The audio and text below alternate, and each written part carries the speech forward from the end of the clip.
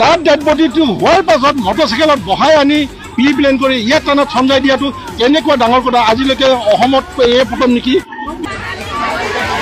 এইটো গা ধুবলৈ গৈ ইমান পানীও বেছি নহয়, তাত যে কেনেকে আনিলে তেওঁলোকে স্কুটিত আনিছে নে বস্তাত ভৰাই আনিছে নে এইটো সম্পূৰ্ণ ষড়যন্ত্ৰ।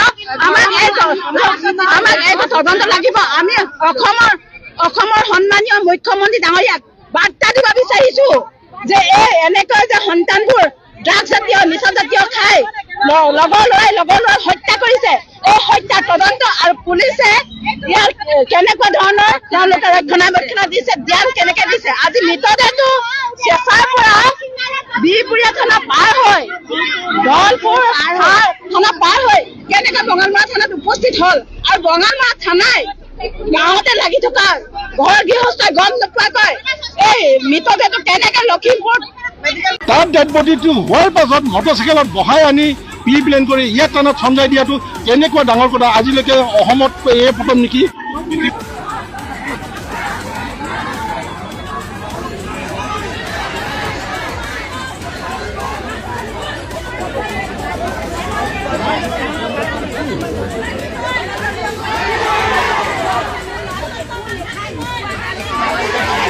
এইটো হত্যাটো পৰিকল্পিতভাৱে হৈছে বুলি আমি ধাৰণা কৰিছোঁ, কাৰণ চেঁচা নদীত গা ধুবলৈ গৈ ইমান পানীও বেছি নহয়, তাত যে পৰি পেলাই ল'ৰাটো মৃত্যু হ'ব আমি এইটো সপোনতো ভবা নাই।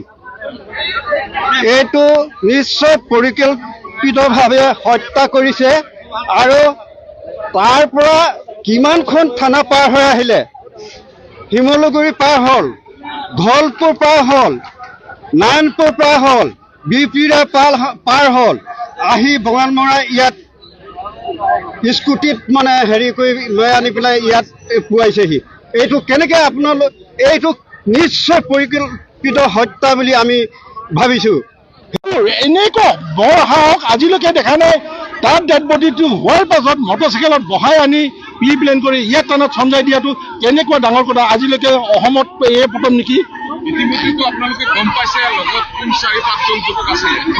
ইতিমধ্যে আমিও মানে হেৰি কৈছে চিনাক্তটো ইতিমধ্যে হৈ গৈছে, কাৰ ল'ৰা আছে, কোন মানুহে মানে গৈ তাত মানে হেৰি কৰিছে, সেইকেইটা প্ৰকৃততে গোটেইকেইটা তেওঁলোকে কৰায়ত্ব কৰিছে নে আমি গম পোৱা নাই।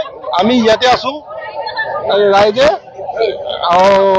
এডিচনেল SP ছাৰে আহি এতিয়া আমাক প্ৰতিশ্ৰুতি দিছে, সেই প্ৰতিশ্ৰুতিত আমি ৰাইজৰ লগত আলোচনা কৰিছোঁ। ৰাইজে যি সিদ্ধান্ত ল'ব সেইটো পৰৱৰ্তী পৰ্যায়ত গম পাব আপোনালোকে। কেনেকে আনিলে তেওঁলোকে স্কুটিত আনিছে নে বস্তাত ভৰাই আনিছে নে এইটো সম্পূৰ্ণ ষড়যন্ত্ৰ। আমাক এইটো তদন্ত লাগিব। আমি অসমৰ সন্মানীয় মুখ্যমন্ত্ৰী ডাঙৰীয়াক বাৰ্তা দিব বিচাৰিছো যে এনেকৈ যে সন্তানবোৰ ড্ৰাগছ জাতীয় নিচা জাতীয় খাই লগৰ ল'ৰাই হত্যা কৰিছে, এই হত্যাৰ তদন্ত আৰু পুলিচে ইয়াৰ কেনেকুৱা ধৰণৰ তেওঁলোকে ৰক্ষণাবেক্ষণ দিছে, ধ্যান কেনেকে দিছে। আজি মৃতদেহটো চেঁচাৰ পৰা বিহপুৰীয়া থানা পাৰ হৈ দলপুৰ থানা পাৰ হৈ কেনেকে বঙালমৰা থানাত উপস্থিত হল আৰু বঙালমৰা থানাই গাঁৱতে লাগি থকা ঘৰ গৃহস্থই গম নোপোৱাকৈ এই মৃতদেহটো কেনেকে লখিমপুৰ মেডিকেল কলেজত পালেগৈ, এইটো সম্পূৰ্ণ ৰহস্য। আমি মুখ্যমন্ত্ৰীক আহ্বান জনাইছো, তেখেতে এইটো সম্পূৰ্ণ অসম পুলিচৰ ওপৰত তদন্ত কৰিব লাগে আৰু